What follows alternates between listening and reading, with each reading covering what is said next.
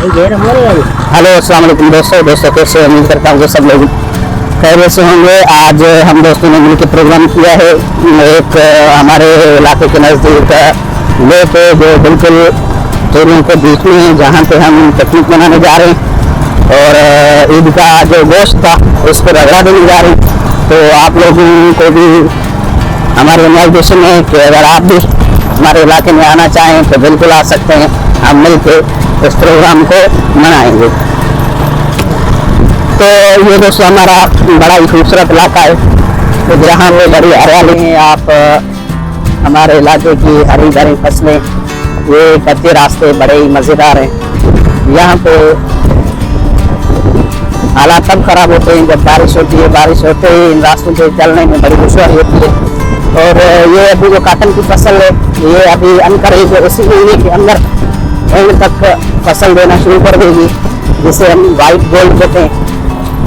तो यहाँ की जो एवरेज यील्ड है वो तकरीबन 35 से 50 मन तक है। और यहाँ अभी जो एवरेज रेट चलने वाला है मार्केट में वो तकरीबन इस काटन का 7000 के लमसम होगा। तो यहाँ के इलाके की जो पूरी आबादी डिपेंड करती है इस एग्रीकल्चर सेक्टर पे, लोगों को गवर्नमेंट जॉब्स में।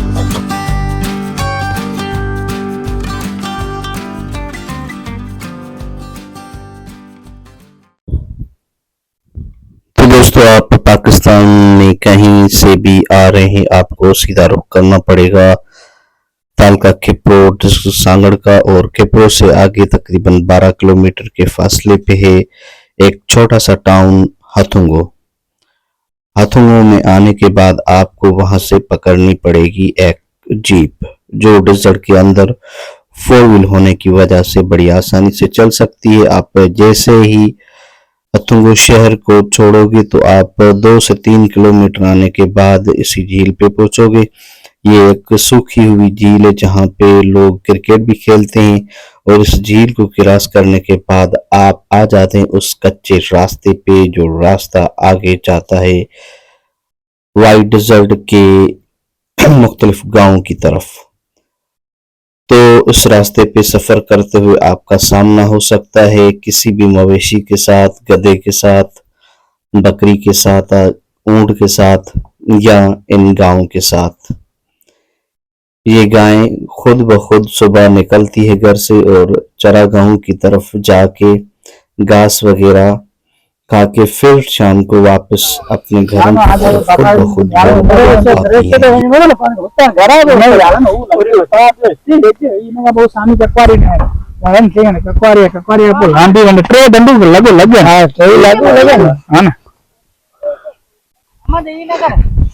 बोला फशन घर बोली हाँ बिनी ये संदे एक बे गाल संजो में अच्छे कौन से हलणो के ना करणो छाए कुछ कोई चलो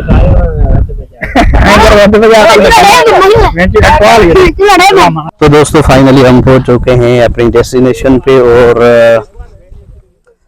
ये आप देख सकते हैं ये बोटार लेक का व्यू जो बड़ा ही जबरदस्त और शानदार है। यहाँ पे तकरीबन कराची से लेके और पंजाब के भी टूरिस्ट यहाँ पे आते रहते हैं।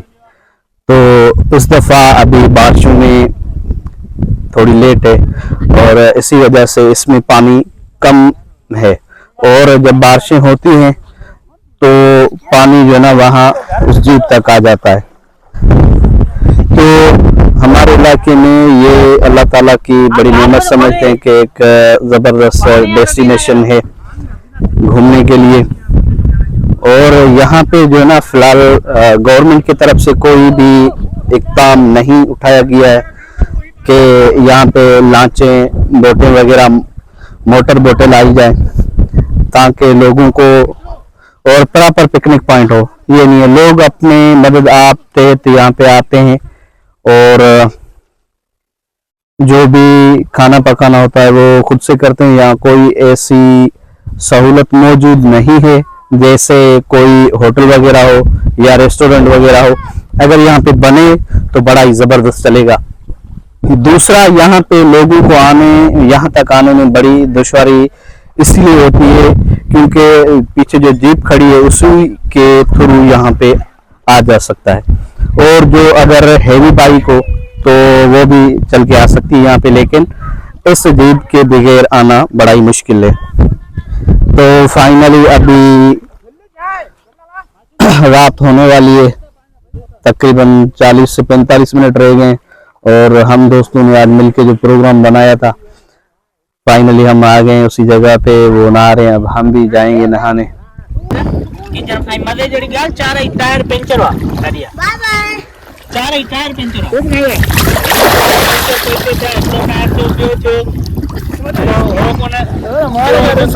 टायर पंचर आया रही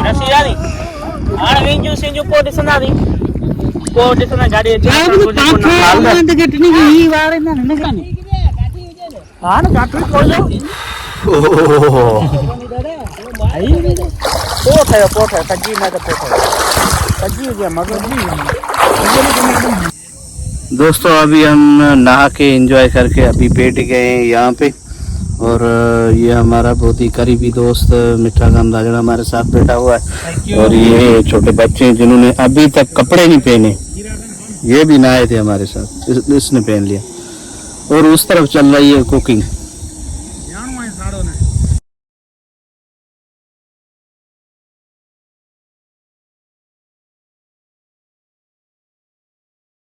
दोस्तों इसी तरह के इवेंट्स मुनक्किद होने चाहिए, क्योंकि जब आप अपने दोस्तों के साथ बाहर निकलते हैं तो आप अपनी सब परेशानियां और थकावटें छोड़ जाते हैं।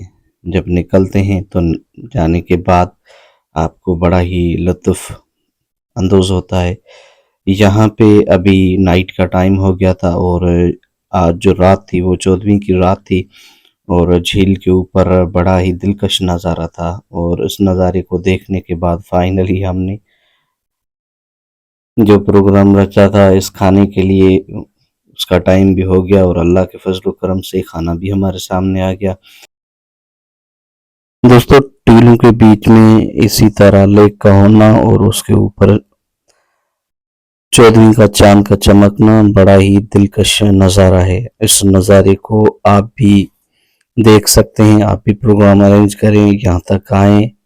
और इसी तरह हमारे इस व्लॉग की होती है एंड। फाइनली हमने अपना प्रोग्राम वाइंड अप किया, वहाँ से निकल पड़े। तो वापसी में हम जीप के ऊपर बैठ गए थे, वहाँ से हमने व्लॉग की फाइनल रिकॉर्डिंग करी। और इसी तरह से मैं आप लोगों से इजाज़त चाहूँगा कि हमारे व्लॉग में अगर आपको बोरियत हुई हो तो हमें माफ़ करना, और आपसे रिक्वेस्ट करता हूँ कि मेरे इस चैनल को लाइक करें, सब्सक्राइब करें और शेयर करें, ताकि आने वाली वीडियोस की अपडेट्स आप तक आती रहे। बड़ी